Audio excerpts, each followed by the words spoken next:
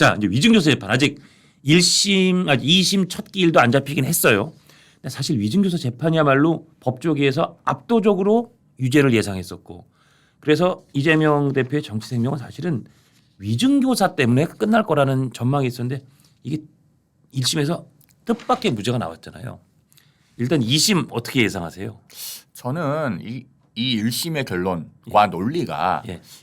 우리나라 상급 법원에서 특히 대법원에서 사법 정책적으로도 도저히 받아들일 수 없는 결론이다 이렇게 생각합니다. 왜냐하면 이게 무죄가 확정되면 앞으로 대한민국 법정에서는 위증교사 위증이 난무할 수 있으니까. 그 한마디로 말해서요. 예. 빌드업 위증교사를 하면 돼요. 빌드업 위증교사. 그게 뭐냐면요. 그러니까 이재명 대표 그 위증교사 사건 1심 판결문을 보면 예. 이 김진성 씨의 위증은 인정했어요. 그렇죠. 증언을 6부분으로 쪼개서 6개 중에 4부분은 위증이 맞다. 예. 그런데 양형사유에 보면은 벌금 500만 원 선고하면서 이재명 당시 경기도지사의 부탁을 받아서 그 위증한 부분을 중요하게 참작했어요. 예. 그래서 벌금 500이라는 거예요. 하긴 위증 쳐놓고는 좀 굉장히 가벼운 형이 나왔죠. 좀 가볍긴 해요. 그렇죠. 그리고 이재명 대표 본인에 대해서는 교사 행위는 인정했어요. 예. 근데 그러면 보세요. 위증이 있었고 교사도 있어요. 예. 그리고 위증을 한 그 본범의 양형사유에서는 요구를 받아서 위증한 걸 중요하게 참작했어요. 그런데 정작 교사의 고의도 없고 정범의 고의도 없다고 하면서 이제 위증 교사죄는 성립을 안 한다고 본 건데 예.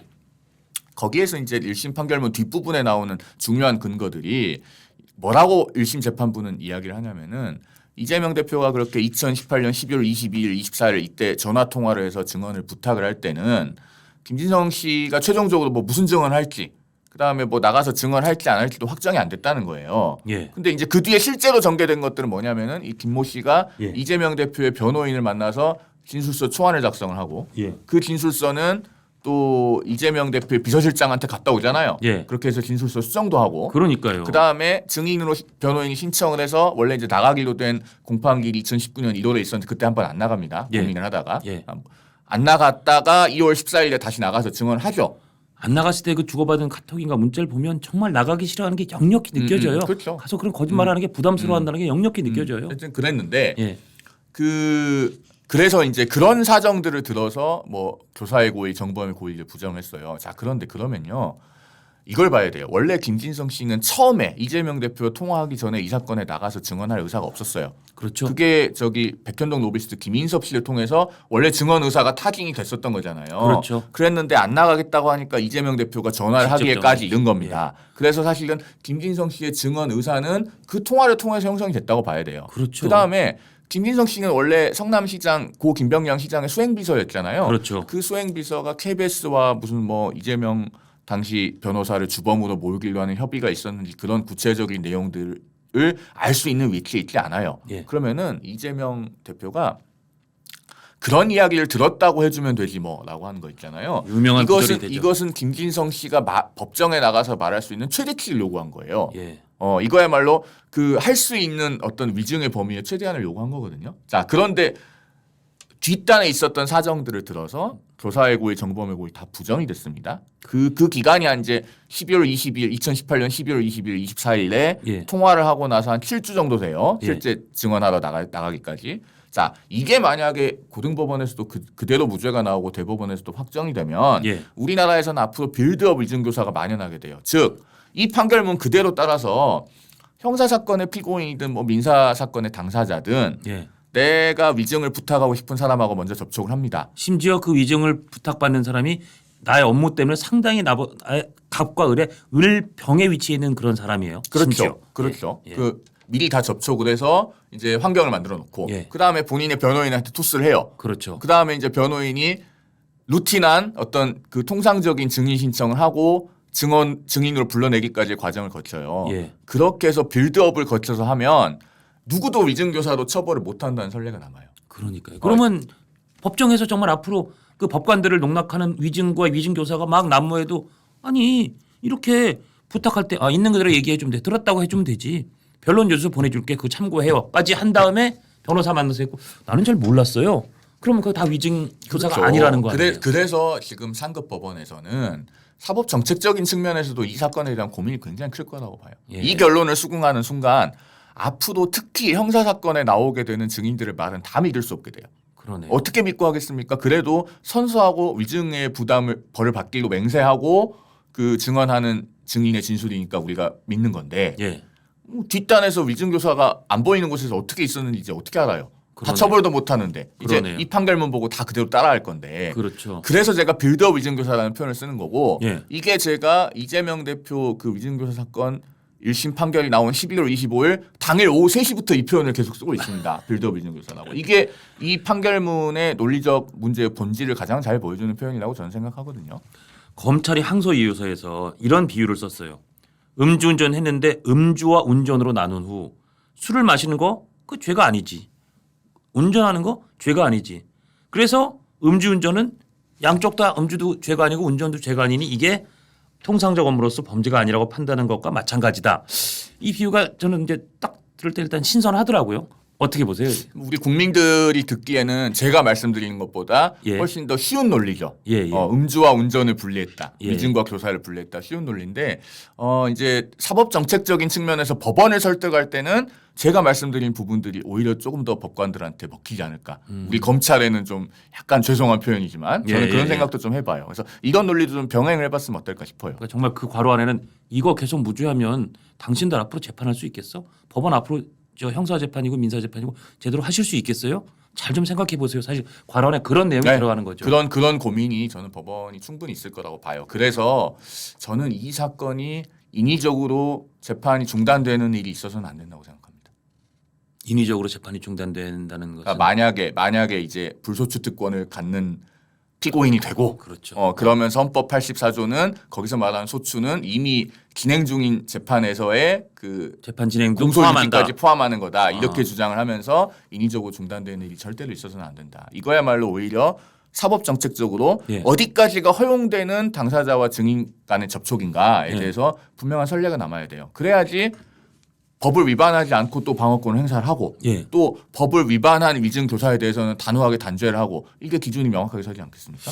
그리고 또 법률가들 중에는 그런 말씀하시는 분도 계세요. 이게 1심 무죄가 나와서 너무 충격적이었는데 예상을 완전히 깼는데 오히려 무죄이기 때문에 이재명 피고인 측에서 강하게 다투기가 어렵고 그래서 오히려 진행이 빨리 되고 그러면서 신속하게 유죄가 오히려 나오는 정말 드라마 같은 역전극이 벌어질 수도 있다. 오히려 이게 전화위복이 될 수도 있다. 맞습니까? 그럴 수도 있어요. 그럴 왜냐하면 수도 있다. 이재명 대표가 그 경기도지사 선거법 위반 사건 본인이 경험해봤잖아요. 예. 그게 그런 케이스예요.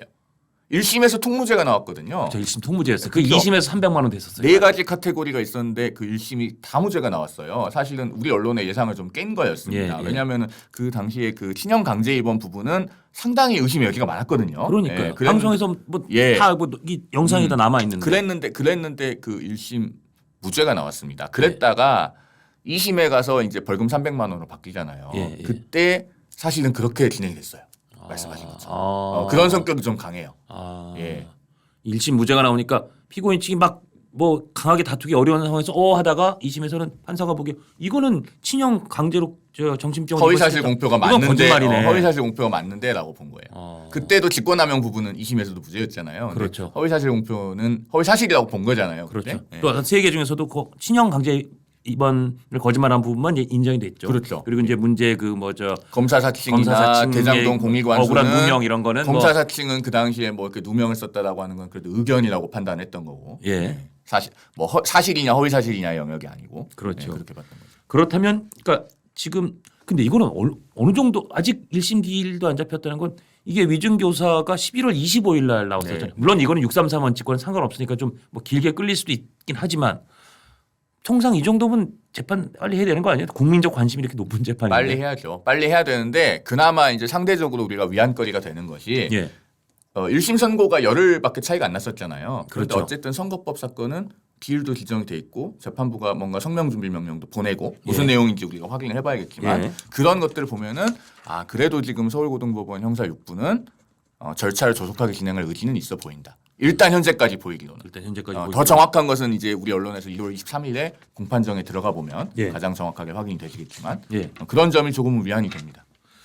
제가 그때 그 위증 교사 무죄 나왔을 때 저도 정말 너무 충격이고 너무 예상 밖이어서 깜짝 놀래서 이제 그다음 막 생각했던 비유들이 뭐 이런 게 있었어요. 지금도 떠오르는데 예를 들어서 골프채를 쥐어주고 야, 쟤 손 좀 봐줘라.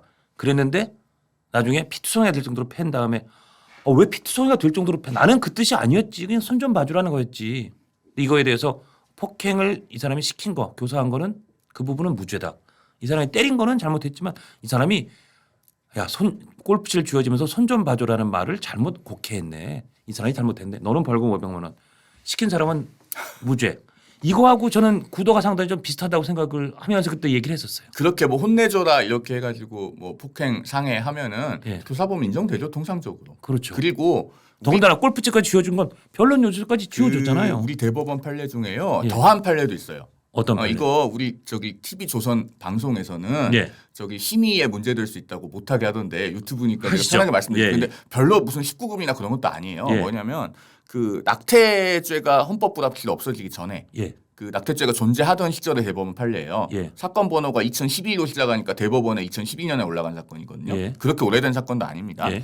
그 남성하고 여성이 이제 교제를 하다가 여성이 임신을 했어요. 예. 그러니까 여성이 맨 처음에 애를 낳겠다고 했는데 남자가 난 너하고 결혼 안 할 거다.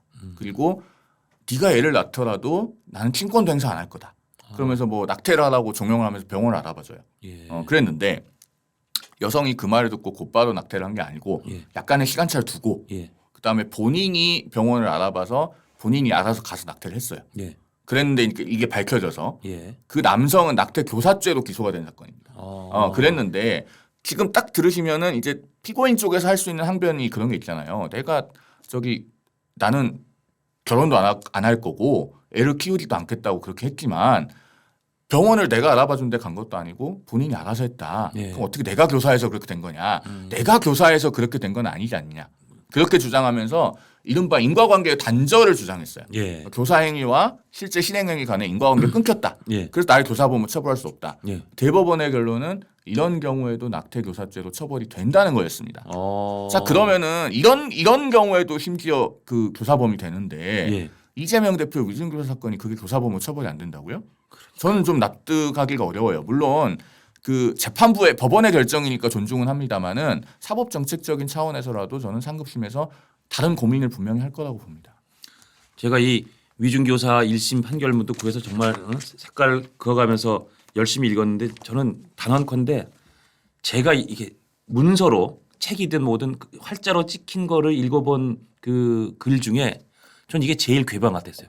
정말 솔직히 제가 뭘 비판하고 싶어서 드리는 말씀이 아니라 이 문장들이 제일 괴방 같았어요. 어떻게 이거를 이렇게 쪼개고 형해화시켜서 분해한 다음에 얘도 아니고 이것도 아니고 야 볼펜을 다 부러뜨린 다음에 얘도 볼펜이 아니고 얘도 볼펜이 아니고 얘도 플라스틱이고 얘도 플라스틱인데 이게 어떻게 볼펜이야? 이건 볼펜이 아니야. 라고 말하는 것보다 더 괴변 같았어요. 저는 이 판결문이. 이것은 파이프가 아니다는 이제 예술의 세계에서는 아주 멋진 일이 됩니다. 그렇죠.